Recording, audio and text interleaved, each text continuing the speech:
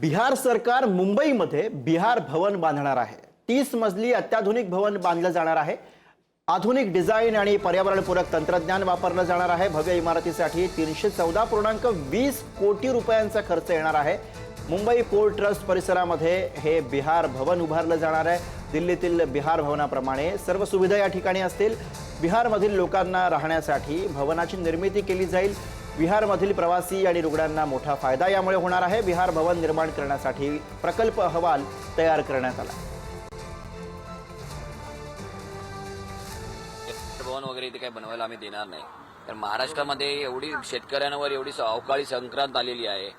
मुलांचं शिक्षण महाग झालेलं आहे, महागाई वाढलेली आहे, तरुण बेरोजगार झालेले आहेत, अनेक गोष्टी आहेत। ह्या गोष्टीकडे लक्ष द्यायचं सोडून ते 314 कोटी 20 लाख रुपये वगैरे खर्च करून काहीतरी बिहार भवन बांधणार आहे। माझं म्हणणं असं आहे की त्यांना ते जे बिहारी लोक इथे उपचारासाठी येतात त्यांच्या राहण्याच्या आणि खाण्याच्या सोयीसाठी तुम्ही एवढा खर्च करण्यापेक्षा बिहारमध्येच तुम्ही एवढ्या मोठ्या पैसा वापरून तिकडेच तुम्ही का नाही उपचारासाठी हॉस्पिटल मोठं उभं करत? तिकडेच करा ना। इकडे आमचे प्रश्न सुटत नाहीत, तुम्ही आमच्या बोकांडी या सगळ्या गोष्टी मारू शकत नाहीत। आणि महाराष्ट्र नवनिर्माण सेना आहे तोपर्यंत हे बिहार भवन वगैरे काही होणार नाही।